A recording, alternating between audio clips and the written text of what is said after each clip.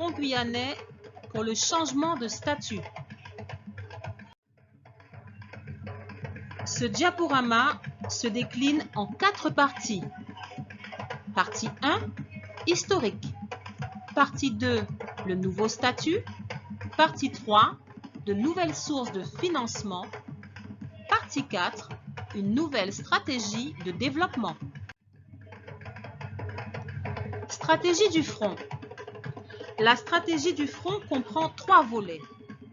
Un nouveau statut, de nouvelles sources de financement, développement endogène. Partie 2, un nouveau statut pour la Guyane. Pourquoi le front pour un nouveau statut?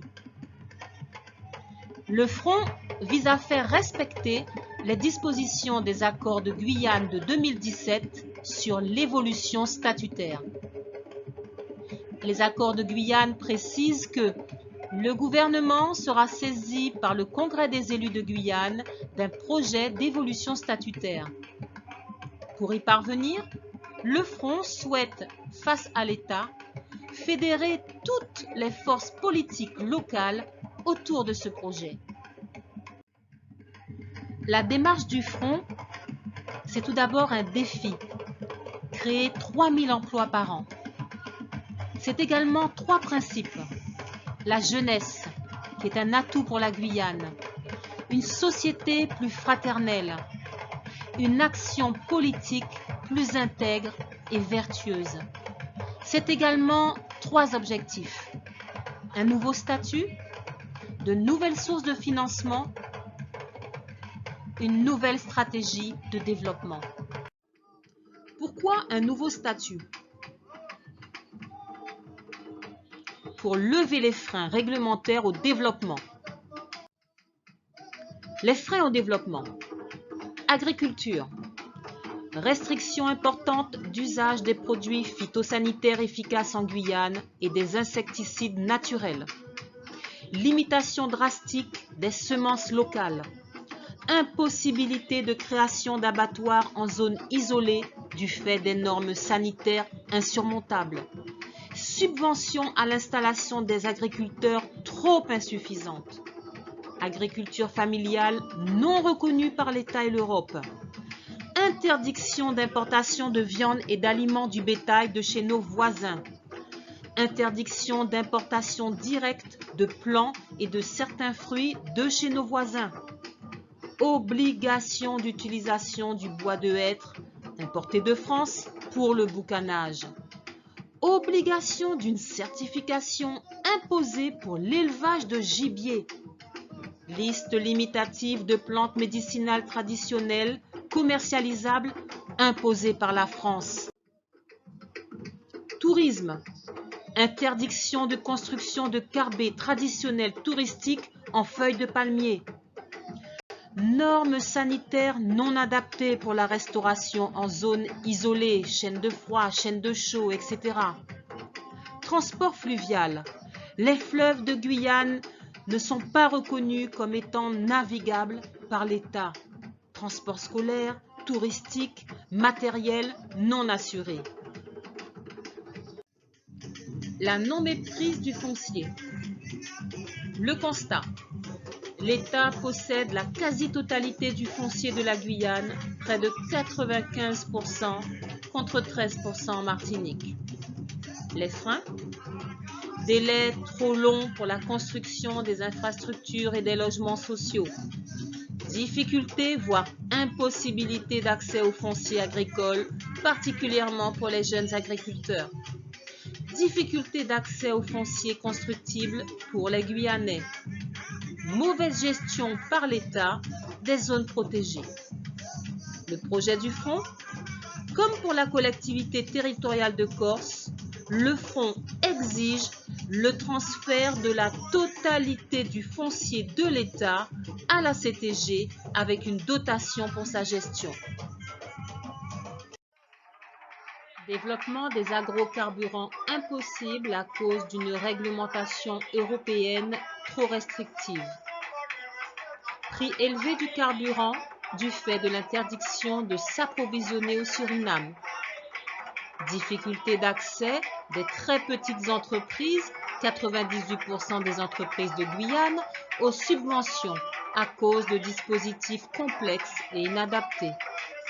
Réglementation européenne qui entraîne des coûts de réalisation et de fonctionnement très élevés pour le stockage et le traitement des déchets.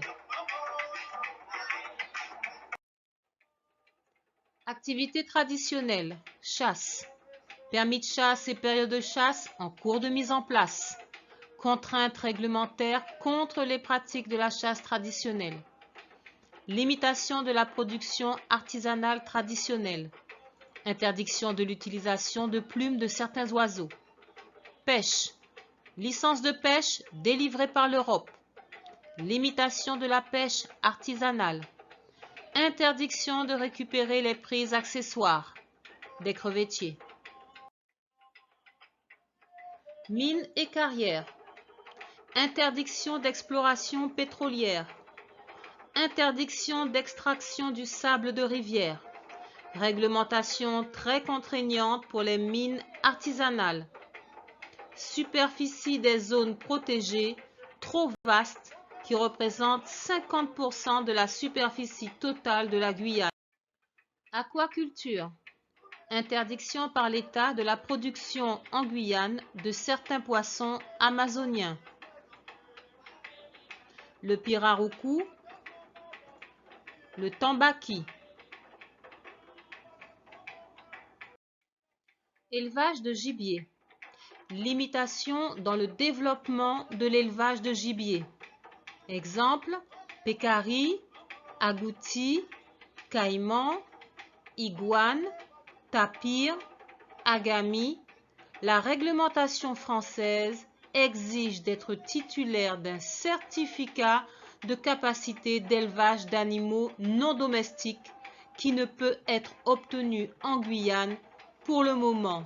Conséquence, le développement de cette filière est à l'arrêt depuis plus de 30 ans.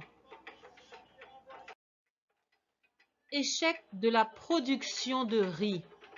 Les deux principales causes de l'arrêt de la production de riz en Guyane sont l'interdiction d'importation de semences du Guyana et l'interdiction de l'utilisation de pesticides non agréés par l'Europe et par la France. Comment lever les freins au développement? Deux solutions possibles. Adapter les lois et les règlements, 37 codes à modifier, ou élaborer et faire voter par l'Assemblée territoriale de Guyane des lois pays.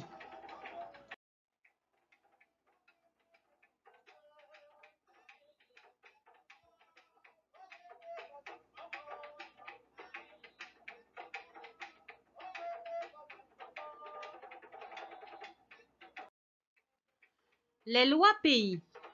Le principe, tout ce qui n'est pas prévu dans les lois pays n'est pas applicable en Guyane. Les avantages? Cela évite de devoir adapter les 37 codes nationaux concernés et surtout les règlements européens. Les conséquences des lois pays.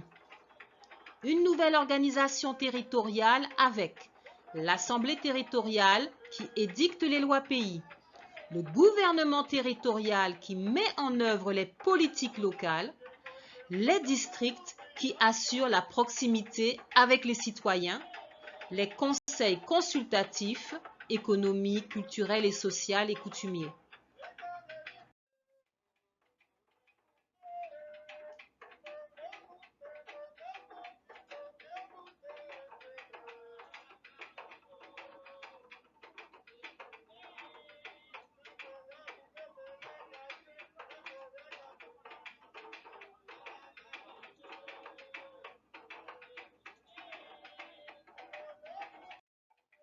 Une nouvelle répartition des compétences. Les compétences propres, les compétences partagées, les compétences de l'État. Les compétences propres. La promulgation des lois pays et l'adaptation des lois de la République. L'aménagement du territoire. L'environnement. L'exploration, la gestion des ressources naturelles biologiques, non biologiques et minières. L'agriculture, la pêche, la chasse et la gestion de la forêt et la filière bois. La fiscalité locale, notamment sur les activités économiques. La coopération internationale, représentation dans les instances internationales et communautaires.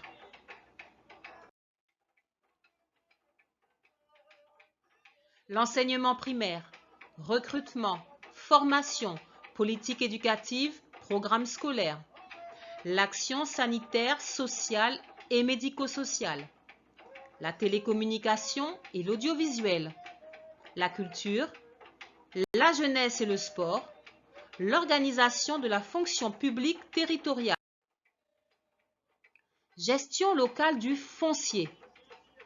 Une structure de gestion, commission foncière de la Guyane. Création d'une structure de gestion de foncier comprenant la CTG, les communes, les EPCI, les chambres consulaires, les populations traditionnelles et autochtones et les associations foncières. Elle donne un avis sur toute décision d'usage ou de cession de ce foncier. La stratégie de gestion. Elle vise à faire de ce foncier un véritable outil équitable et efficace de développement socio-économique du territoire afin d'éviter le clientélisme.